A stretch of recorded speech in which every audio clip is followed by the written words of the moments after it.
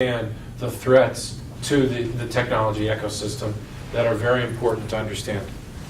So this is not going to be a speech of everything wonderful about Israel.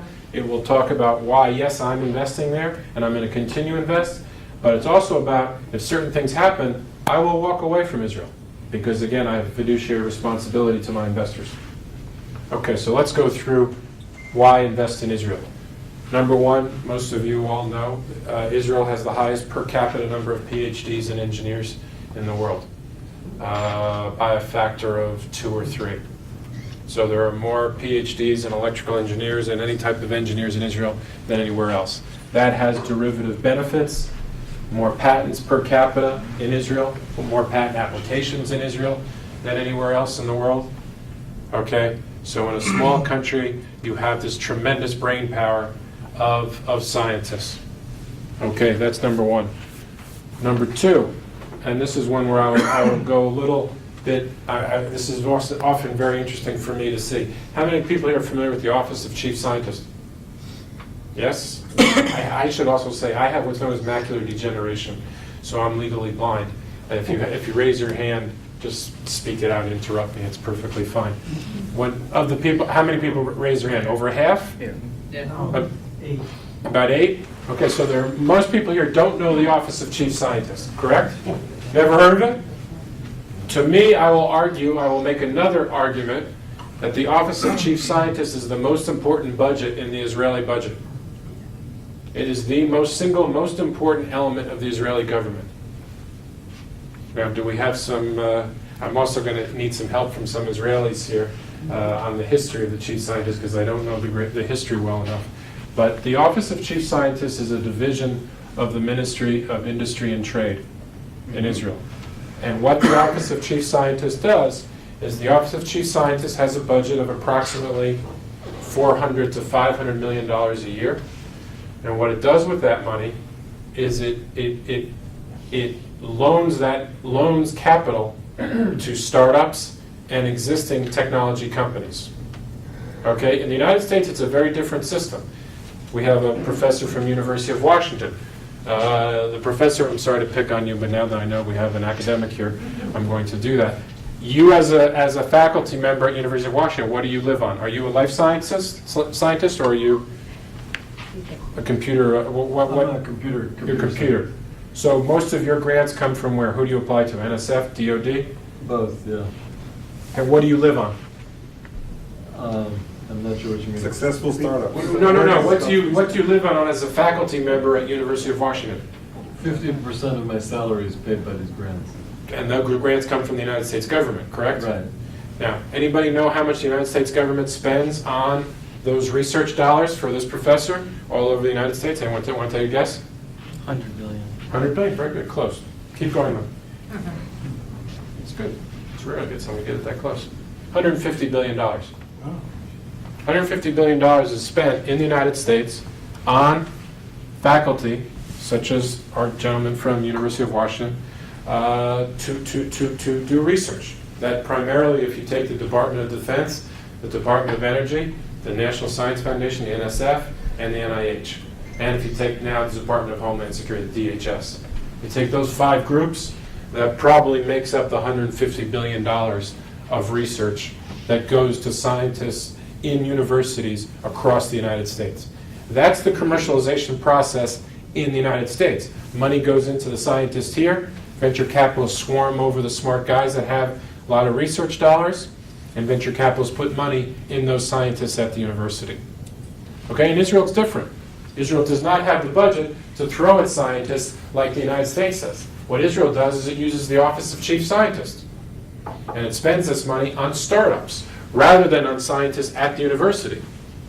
So the money goes to startups, and there are 20 to 25 about 25 incubators across the country that put out about 20 companies a year that each get about $500,000 from the chief scientist, which is actually $450,000 from the chief scientist and $50,000 from the incubator, because the incubators have all been privatized.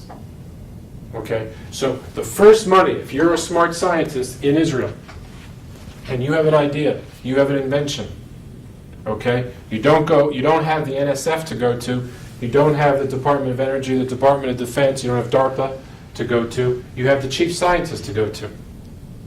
Okay? And the chief scientist is the lifeblood of the Israeli technology ecosystem. Because not only does it do startups, but it does later stage and puts money into later stage companies as well. Okay, so that's number 2 of one of the reasons why I invest in Israel. So again, number 1, obviously the concentration of brilliant scientists, of brilliant PhDs, and the number of them, the concentration. Number 2 is the Office of Chief Scientist. Number 3 is pretty common to everybody, but I'm going to make a little twist on it. The military. Everyone in Israel, every 18-year-old in Israel joins the military. And as we know, the Israeli military is the most sophisticated military in the world. I share the story. I actually live in Birmingham, Alabama, and there's a Black Hawk helicopter base in Huntsville, Alabama. And maybe some of you know this, but who do you think repairs those Black Hawk helicopters? Israeli majors and generals. We Americans don't even know how to fix the Black Hawks. They're too advanced. So you have a group, there's about 30 majors and generals from the Israeli Air Force who are there teaching Americans how to fix Black Hawk helicopters. Because we as Americans don't know how to do it.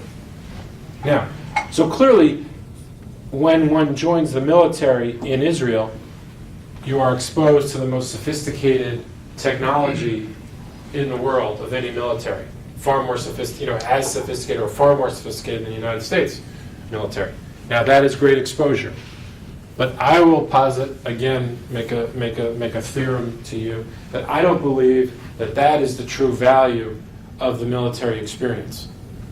I believe that the true value of the military experience is the platoon nature or the unit that one is involved in as an 18, 19-year-old or a 20-year-old. Okay, what do you do when you join the Israeli military? Do we have some ex-military people here?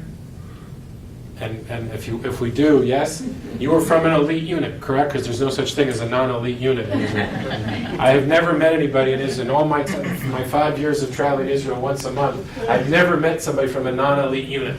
Is there such a thing? Yes. But nobody admits it. They lie to you. Yeah, that's right. All I have ever heard of elite units. Exaggerating is a way of living. But that's not the reason why you invest in Israel.